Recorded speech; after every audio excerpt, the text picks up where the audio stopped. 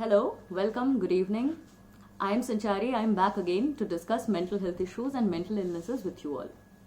In my last video, I talked about obsessive compulsive disorder or OCD and the COVID-19 pandemic. Today, I'll talk about anxiety disorders.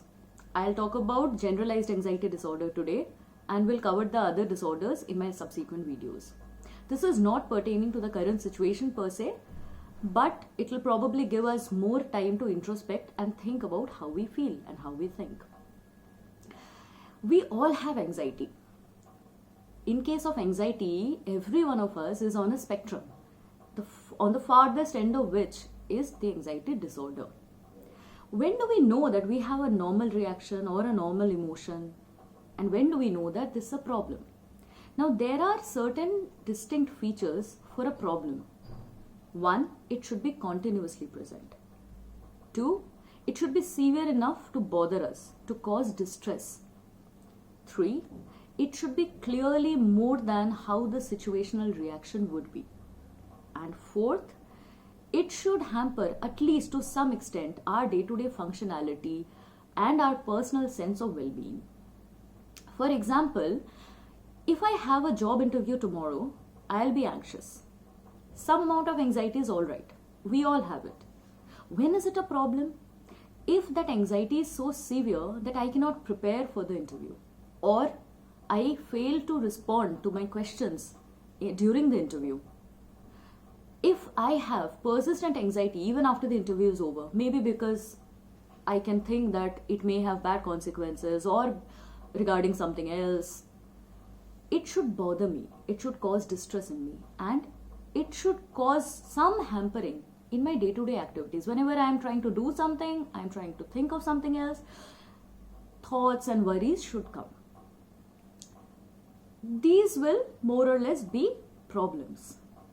Now, the difference between anxiety in generalized anxiety disorder and obsession will be that obsession is one thought which keeps on coming to us repeatedly. But in case of GAD, what happens is that there are multiple thoughts, multiple worries that are bothering us. They may bother us one after another or may come all together. What exactly is this generalized anxiety disorder? It is characterized by the essential feature of anxiety, which is generalized, that is not pertaining to one particular situation. So it should not happen more in one situation than any other. It should be all-encompassing, and it should be persistent. That is, it should be continuously present for the majority time of the day. So this starts mostly around the 20s of our age, that is adolescence and young adulthood. We may understand it at that point, or we may understand it a bit later. What exactly happens in this? There is a vague apprehension of something bad happening, some negativity, some bad consequences happening to us or our close ones or anybody else. They may be for no reason at all, but they are happening. So the person who's having it always feels on edge, as if he or she is standing on a cliff and with a mild push, he or she might just fall. It bothers the person. It causes significant distress. It can also cause hampering in the productivity of the person, because the person is always preoccupied with some or other worries. So it is very difficult for that person to be attentive or to concentrate on some other work that he or she was supposed to do. Other than the thought level, anxiety can manifest in different other levels. There can be accompanying headache, heaviness of head, inability to relax at any time during the day. There can be other physical symptoms also, like palpitations, breathing difficulty, abdominal discomfort, dizziness, sweating, and so on. When it happens, now we have often heard this, like most of the psychiatric disorders, that it is mostly under a person's willpower. But when it happens to a person, only that person knows that this is not under his or her willpower. Nobody wants to stay anxious for a long time. So the person is suffering from an illness which needs treatment. It doesn't lack any volition. We may also hear that everyone has anxiety. How is it such a big deal? Yes, of course, everyone has anxiety, but it is a big deal if it starts bothering us, if it starts hampering our other activities. We all are more or less aware when our well-being is being compromised. Like, we know when we don't feel well, we don't feel good about something. We may be late in acknowledging it, or we may not acknowledge it at all. But anxiety per se has a lot of severe, grave consequences. Like, it can by itself cause heart disease, hypertension, other cardiovascular disorders, can cause depression, can cause other illnesses as well. So being more cognizant about anxiety and seeking help or seeking opinion is better than underplaying or neglecting it. Some people may also say that it's a part of my personality, it helps me to achieve my goals. Sure, there is a concept of eustress. When we are stressed at an optimum level, we may be able to function better. But if it is not so, if it is more than the fine line that we were talking about, then it ceases to be helpful. Then it won't help anybody. It would rather cause distress and rather decrease the productivity. Because we are not attentive, we cannot concentrate, we cannot think about something else, we cannot think productively, we cannot think in a focused way. So that will cause distress. We may try to avoid the discussion or avoid thinking that we may have a problem by saying that it's a part of my personality, but no, it's not. So whenever we have any kind of symptom which qualifies any of the four things, like continuously present, more severe than usual in any situation, it is bothering us and it is hampering our productivity, we definitely should seek help. I'll give you some examples of some situations, some events or things that can happen to a person who is suffering from GAD. Please don't diagnose yourself. These are just for awareness, just to understand when you should seek anybody else's, an expert's opinion. First example, suppose my partner is outside. Maybe he's in the office and he's supposed to be back by 8 p.m. and he's not back by 8 p.m. I can be slightly worried, why isn't he back? But say, if I keep on having worries, oh my God, what if he has an accident? Why isn't he calling me? Why isn't he back yet? And I keep on calling him. He may be busy in a meeting. He may be doing something else.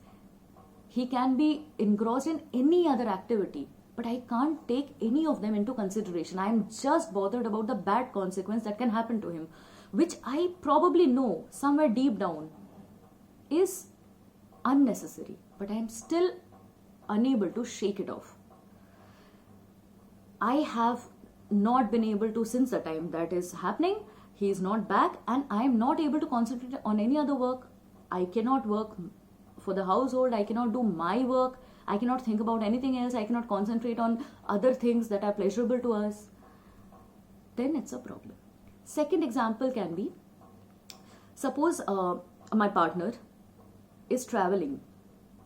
If I keep on having the severe anxiety, what is happening to him? Why isn't he calling him? Where has he reached by now?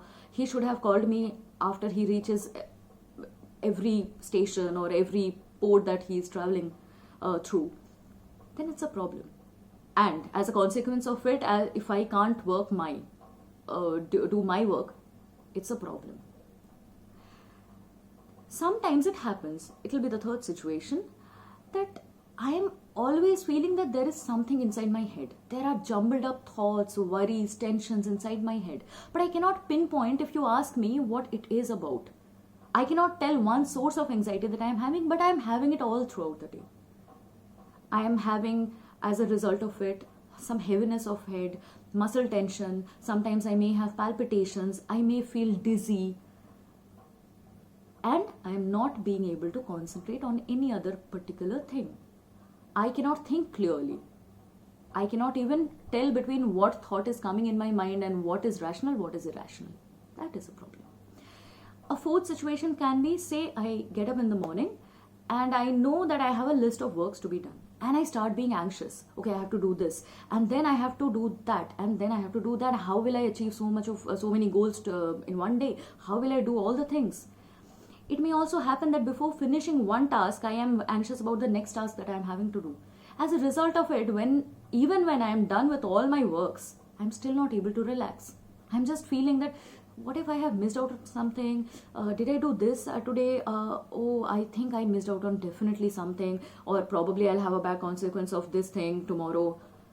Again, I'm unable to relax. I'm always having the worries. These are the situations where we should definitely seek another person's opinion, an expert's opinion, that is it a problem? Because it is bothering me. I'm not able to function as much as I used to do. So is it a problem? A mental health expert, like a clinical psychologist or a psychiatrist, will assess in detail, will evaluate, and will be able to tell us whether we have a definite clinical problem or not. And there are valid treatments for everything. Because we know that this also is biological. You remember reading about adrenaline or serotonin, dopamine somewhere? Ever? Those again are at it very much. So, to treat them, there are medicines and there are therapies. As we have discussed in the OCD video, we may not require to give medicine to all of the people who have anxiety. Sometimes it works well with therapy, sometimes it works well with medicine, but for the best result, yes, both have to be combined. So, if we have any of the things, we should not diagnose by ourselves, but we should definitely keep in mind that this can be a problem and we should seek professional help. And say they are telling us that, well, you don't have a problem. Nothing like that. That's it for now. I think it'll help understanding. If you have any query, please mail me. My mail ID is given in the description on the YouTube channel. If you like this video, please subscribe to my channel, and please post your comments below. If you want to hear about something else, if you want me to cover some other topic in mental health regarding mental illnesses, I will definitely try to do that. Thank you so much. Have a good night. Take care.